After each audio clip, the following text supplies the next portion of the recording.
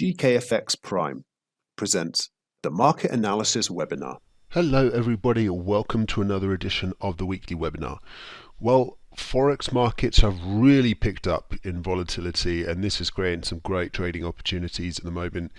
The dollar just had its best month since 2015, so nearly 7 years since the dollar moved as much as it did last month, and so there's a massive uptrend in the dollar going on. No particular signs yet that it's going to reverse, but we are hitting some interesting levels. So I'm going to talk about the dollar, the big theme of the dollar. Obviously we've got the Fed coming up this week. We've also got the Bank of England.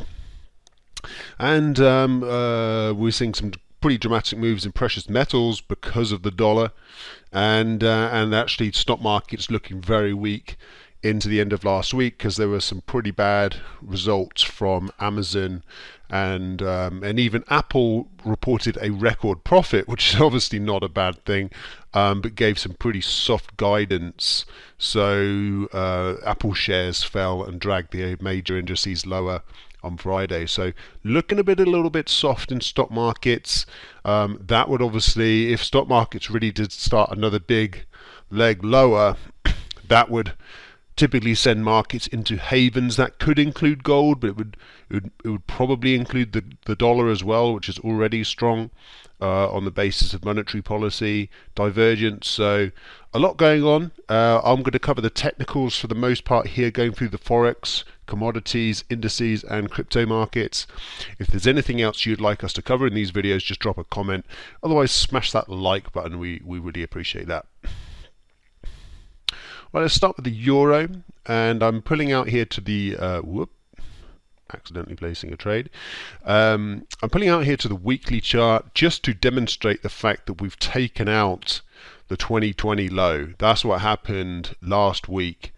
We had a massive drop in the euro down to 5-year lows, and we're coming right down, and we actually dropped under 105, and we're sitting just above 105 as we start the new week. And so we're genuinely looking at the possibility of parity in the euro dollar. We're just 500 pips away now from the dollar being equal to the euro, which is quite a mad prospect. But yes, you can see the downtrend.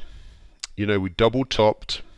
We took out the low, came down, tested it as resistance, took out the low, tested it as resistance, took out the low, tested it as resistance. Now we've taken out this low, and so it's obviously we don't have crystal balls. We don't know how far the market will travel down before it then might come back to test this low. We're not talking about the near-term low. Obviously, we're talking about the low from 2 years ago.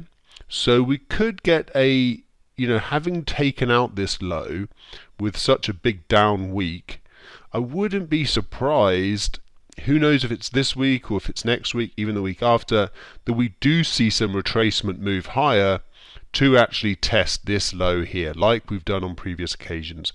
Made the low, drop through, test. Made the low, took a while, but test. Made the low, took a little bit less long than the previous one, test and drop. But you're normally talking about it, it can be several weeks, can just be sort of 2 or 3 before you get that test. So, likelihood is it's not going to be this week. It could be, but likely in 2-3 weeks we get a push up towards 108 again, where this last low was, and then move lower. But this is the market's looking really weak. We had been hovering around these oversold levels for a while, and now we're back and oversold again. So definitely a downtrend in place. Let's go down more to our sort of trading time frames. And so this is just the way I have things set up here, is that if we do come up and test that 2020 low, then that actually would nicely match up as a 38.2% Fibo retracement.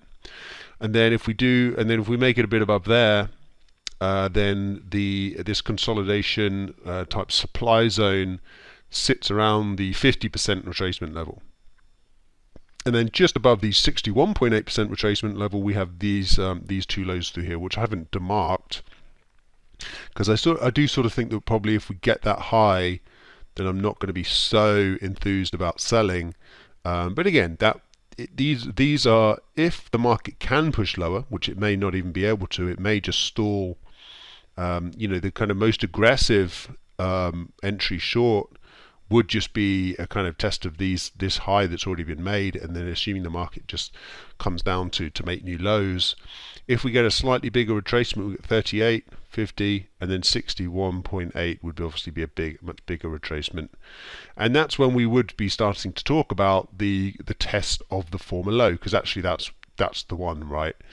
So maybe we get an initial move down from here, maybe we don't take out the lows, and maybe we eventually get up towards that 61.8. So point being that the highest probability situations are to the downside in a downtrend, and we've demarked some of the kind of clear potential areas of resistance here, and we're obviously aware that we've taken out that multi-year low, and the implication is that we get further downside. So that's how we're thinking about things. Should the market get beyond the 61.8 and beyond the major previous support turn now resistance, then obviously that could be a major false breakdown on long-term charts and be a bullish thing. But we're not anywhere close to that yet. We're just thinking about it as a distant possibility. Right, let's switch gears to the British pound, which is pretty interesting. This is also the weekly chart. We're nowhere near the 2020 lows. Obviously, relative to the euro, the pound is actually pretty strong, and we can see that in the euro pound chart. I don't have that. I don't typically look at the euro pound chart in these weekly sessions, but you can see that the pound has obviously not been doing well against the dollar, but it's been doing less badly than the euro has been. Let's put it like that. And interestingly, a couple of things to note on this sterling chart. Again, clear downtrend where we're taking out the lows, respecting the highs. That's obviously evidence of a downtrend as far as this period of time goes. But if we are on this weekly chart, we can see there is quite a major level of previous support and resistance which has been taken out. Again, that's bearish. But what's interesting is that we did just probe under and close above on a weekly basis the 61.8% retracement of this entire big rally off the 2020 lows, and we've just gone into oversold territory for the first time since 2020. So we're oversold on a weekly basis on the RSI, and we've hit the 61.8% retracement level. That's two interesting areas, two interesting demonstrations of the market hitting some kind of long-term support and potential oversold conditions, which again would suggest a bit of a rebound is possible. So just having that in the back of our mind, but nonetheless, when we do go down to the lower time frames, starting with the daily, you can obviously see that there was the support. We dropped down dramatically last week, and in these kind of conditions, when you're just seeing huge drop, and then tiny little whimper of a bounce, this was the last decent attempt, and then was just sold into. It's not normally the kind of conditions you want to be buying into from a kind of trading perspective. If you're looking to hold on to something for a few weeks and buy it at a low price, then that's a different idea. But we're talking about trading week to week here, and you generally want to trade with the trend. So from that perspective, we've got that long-term chart in mind, and here is our 61.8% level to remind us that maybe there's some kind of scope for a bottom, but actually.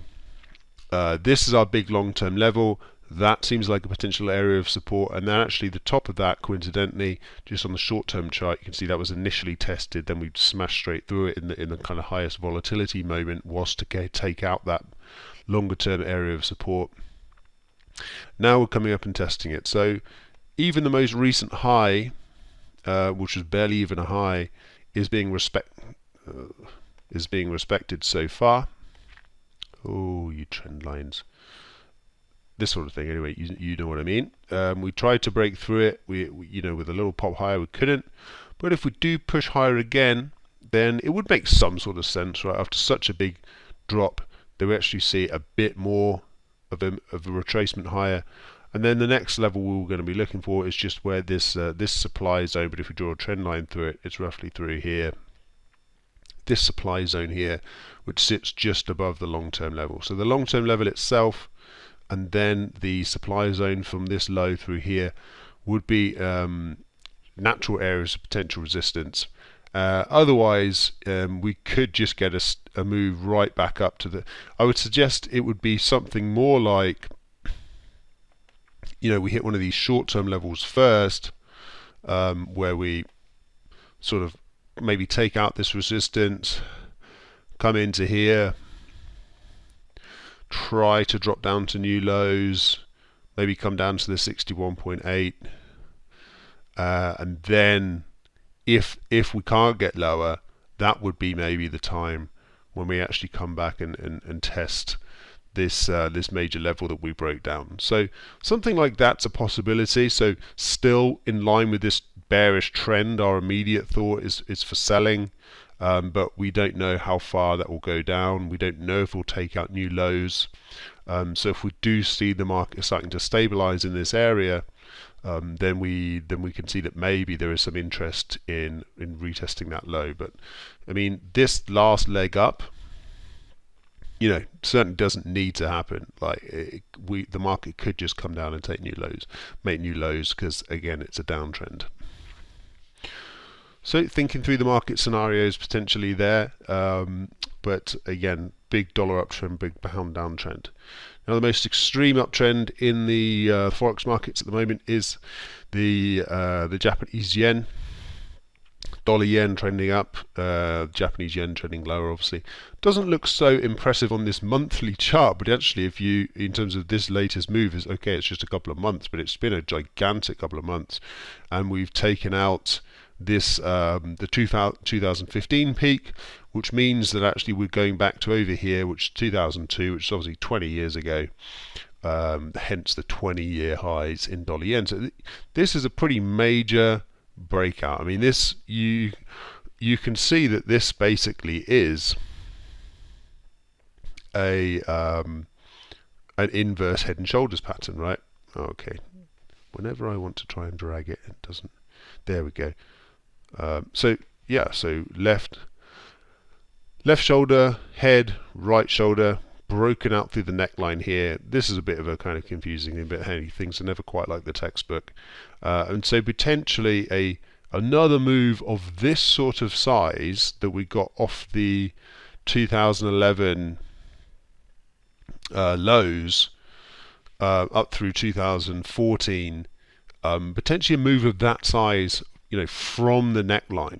So potentially huge weakness in the yen and dollar strength to come here if this pattern has any merit.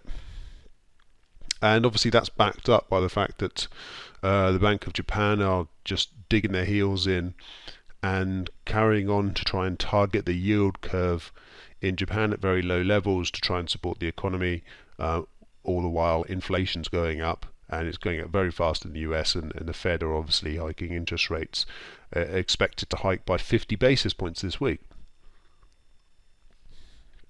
So that's the situation there. Don't always look at the monthly chart, but we kind of have to just see the major resistance that's been taken out. If we drop down to the weekly chart, looks impressive. This is when you can see the how many weeks in a row that we've just been surging here. And in a couple of these webinars we've talked about, well, the market's strong and we've got to keep trading with a trend, but hey, it's very overbought. It's going to pull back at some point, but obviously you never know when. And it's been 1, 2, 3, 4, 5, 6, 7, 8, entering our 9th week. So it's kind of neatly 2 months, as we saw on the monthly chart, that it's been rising. So potentially a more flat month coming up, 2-month rise, maybe no one really aggressively selling, but taking profits potentially after 2 months and hitting the 130 level. So maybe we do come back, we flatten out, maybe we do come and test this area, but don't quite take out the highs. I would suspect a more sideways period coming up. So if we drop down to our 4-hour time frame and looking just for the week ahead, you can see that neat technical analysis here where we've made the high, consolidated, taken out the high, pulled back, tested the high. So for the time being, we're just looking at this high to hold as support and for the market to trend higher. If we drop back down through the high, then obviously that kind of rebound off the previous high trade is no longer on. And is because it was quite consistently a neat little uptrend through here, then we'd probably just be looking for this area of support here to be the next thing. And we've got the, I believe the 120 DMA, so basically the 120 period moving average on the 4-hour chart, the 20-day moving average acting as a bit of support coming through at about one, depending on how far we get, about what this support area is basically 127. So if we can't hold the highs at 129.30, 127 down at support, probably the more likely one.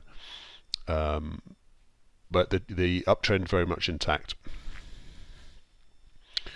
I could note the divergence on the 4-hour chart, but again, it's the 4-hourly divergence not as reliable necessarily. But this probably is some sort of indication. The bearish divergence here is just a reason to suspect that maybe this previous high and the support here does get taken out to the downside. So it slightly invalidates the buy here, and maybe justifies waiting for a better entry opportunity a little bit lower. But I doubt this bearish divergence on the 4-hour chart signals any kind of major trend reversal. Well, let's switch gears to gold and to silver following that. So let's just remind ourselves of the situation here. It was a pretty rough week in gold last week. I could probably zoom in a bit more than this. Oh no, I've zoomed out.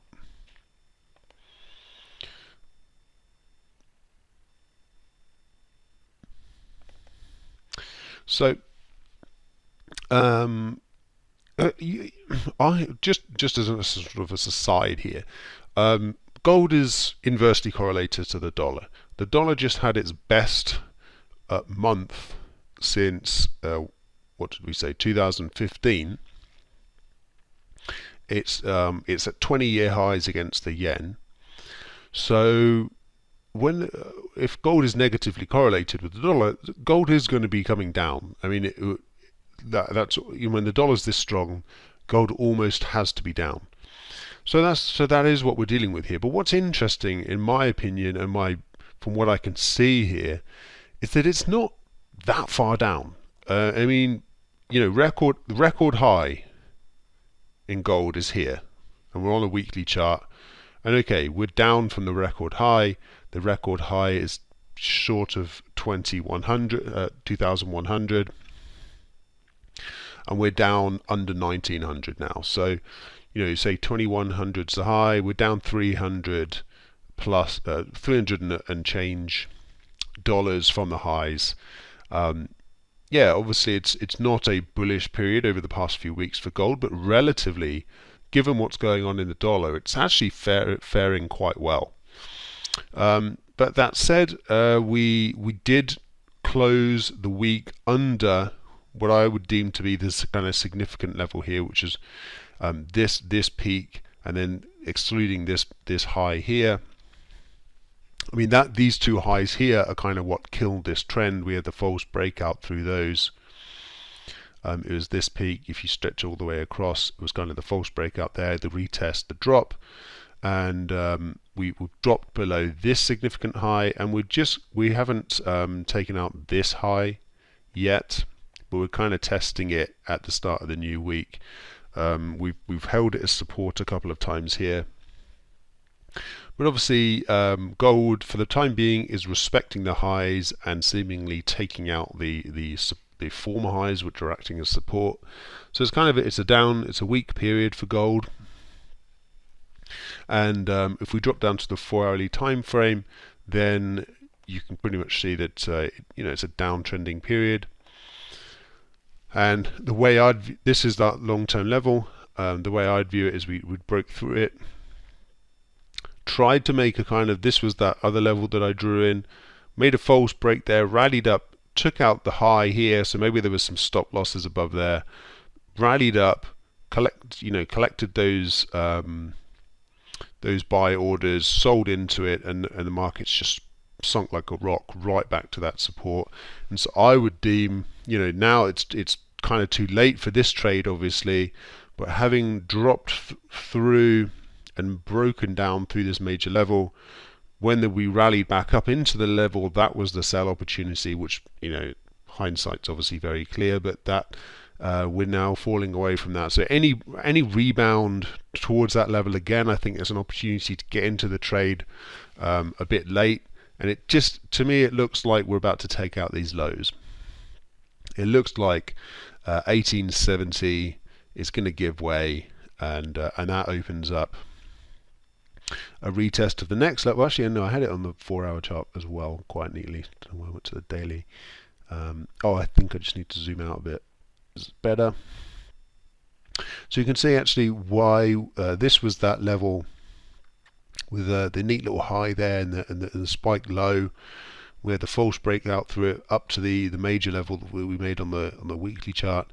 And we dropped that down to this level. To me, the next sensible level would be that where we had the high and then the drop back here, which sits around 1840. So if we're just below 1880 now, we're potentially looking at $40 drop down to 1842. Actually, is pretty much on the money. 1843, 42 to 43 is the level that was respected in during this rally. So if we are going to drop further through those major long-term levels in line with this downtrend, that could be a potential downside target. That's 1842 to 43. Well, let's switch gears to silver. Silver not holding up as well as gold. If we just for a quick moment talk about the difference between these two metals, silver a little bit not just purely a kind of monetary metal and a store of value against appreciating currencies. It's and when there's inflation, it's also an industrial metal to a more extent than gold, and a bit more tied to the health of the global economy. And there's some global growth concerns. The US just printed a negative GDP for the first quarter, which was a bit of a shocker, and growth also slowing in China. So growth concerns is probably going to hurt silver more than it would gold. So that's my explanation as to why silver coming in and increasingly looking like it's going to take out the 21 lows. And I think I've said that a couple of times before, and you can kind of see the periods in which I said this breakout could be coming, because okay, we formed the lows back there, but then 1, 2, 3, 4, 5 even occasions when this support held. This has held for so long. When this kind of, 22 is like the closing level.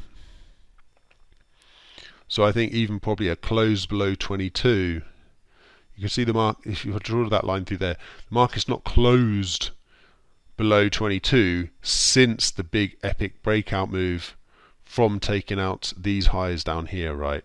So just took out those highs. The next week, boom, and we've not been below there 22 since that big surge in silver. So I think a close below 22, and it's. When it does close below 22, you probably don't want to be waiting for the close, because it will probably close substantially below 22. That's my feeling, because this is This is going to create if indeed we finally do take out this level, it's going to take it's going to cause some big volatility, because a lot of people are obviously trading around that level given how long it's been working. And obviously, given the, if we look at the setup here is a high, tried to rally up, crashed through to support, but it held. Tried to rally up through that high, false breakout, dropped through, tried again, false breakout, bearish engulfing, follow through weak. So this is going to be, after these 1, 2, 3, 4, 5, and you could say 4 or 5, this would be the 6th. The probabilities of this level getting taken out are increasing, I would say. And broadly speaking, what's happening here, well, the range was this wide. On this occasion, following that retest of the record high, we couldn't get as high again, and on this occasion it was a lower high again, and this was kind of like, instead of the top of the range, this was basically the middle of the range. We basically have failed at the middle of the range maybe 3 times, held the support at the bottom of the range 5, approaching 6 times. So it just looks like this level is going to give way, and that should be a good downtrend on the 4-hour chart. And as you can see on this chart, the next major level of support is basically these performer highs down here from 2019. So dropping down to the 4-hour chart, we're just looking for the kind of best entry points to ride this trend lower. It is massively oversold on this 4-hourly basis, but nonetheless, the first opportunity is the previous low, and then the prior low to that also capped this high. So if we can rebound straight through to the performer high, if the market gets much above 2350, then actually we're looking at more of a short-term trend reversal at least. So obviously the market kind of respecting this, tried to break higher here, but wasn't able to, slump down somewhere in this zone. Again, you'd expect the market to sell off, but if it can actually close above this trend line and then above these former lows and that peak here, then that'd be a higher high, and then we'd be looking at a slightly different scenario here. We'd be looking at some moderation, sideways action before again showing its before the next attempt to kind of drop down to the major level, which is down there. All right, moving on to the all markets. Just sticking with the daily chart here, because I think this symbolizes the situation pretty well. I think this is quite a widely known pattern at this stage. It's being very clearly marked. It's not that easy to draw with trend lines, but generally speaking, if you even look at a kind of line chart, pretty much we're dealing with a triangle pattern here. Lower highs and higher lows. So volatility contracting from this huge volatility gradually contracting with smaller and smaller moves. My suspicion is that it breaks to the top side in line with the trend. I just generally tend to think it's going to move with the trend. But obviously if we do get a break below the lower trend line, and there's quite a neat support through here, which is the 2 highs, the gap up, and then the 2 recent lows there. This was a higher low, which adds to a bit of an idea that it didn't respect the kind of bottom of the triangle. Depending on how you draw the triangle, another way to draw this would be just starting with this here and then something like that, and then it kind of did respect it a little bit more. Or if you did draw it more flat, then that basically is just that flat trend line. So as you see, I mean, it's not necessarily, the idea is not to be able to draw the perfect line, because there isn't one that exists. Sometimes the lows connect perfectly, sometimes they don't. The idea is just more broadly the pattern and what it means, and it just means that volatility is contracting, and we're either trading within the range trying to predict which way it breaks, or we're waiting for the break. So that comes to my next point of, okay, the trades really here are wait for the move, either just the market price live to break through the upper end of the channel in some way that looks like a material breakout, or you wait for a closing price, which can mean that the price has dropped a bit further than you would like, but at least it's kind of shown its hand by closing past the level. Or you trade within the range, and as I say, my inclination is to think we break to the top side, and if that does prove to be true, then the first level for that to work would have been these highs here, but we've, as of the start of the new week, oil's looking pretty soft. Then we've got this former high, then these two highs here.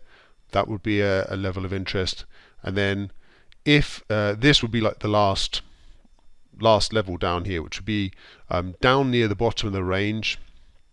But if we took out the low, it wouldn't be looking so good, but then the big area of support. So the best value area is that trend line and the actual triangle trend line, however you've drawn it, and that support level. That's the kind of most high risk to reward entry point. But obviously the market might not get down there, so if you're looking to get in earlier, then these potential levels setting up for the upside break. Let's move on to the S&P. I think better to, yes, of course. This is what I want to talk about, and it's not the first time I have, I think, but this is a head and shoulders pattern, I would say. Left shoulder, head, kind of double, you could say. It doesn't really matter. Right shoulder. So that's why we've been here before. So arguably this happened before. We got the big rally up, failed again at the right shoulder, and we're back down to the neckline again. And the 100 week moving average, which not so significant, but we haven't been below there since basically recovering from the COVID crash. So one measure of of the uptrend here. I think we already took out the 50 week. Let's see, how does that? So that the 50 week was kind of respected the trend a bit better, right? And we took it out. We tried to rally up back through it, failed at the what I think is the top of those shoulders, and we're back down at the neckline now. And if we got a false move lower and then close up higher again, that's going to be a great bullish signal.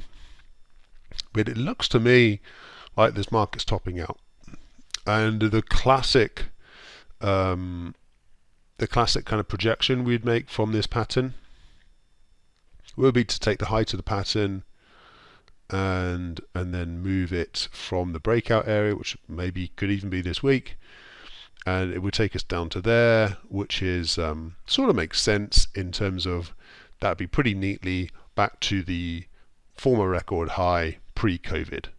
So potentially a top pattern that just wipes out all the post-COVID gains. Has a certain mirror quality to it that I kind of like, not from owning stocks in your portfolio perspective, obviously. A market crash is not good, but there's a certain symmetry to that makes sense.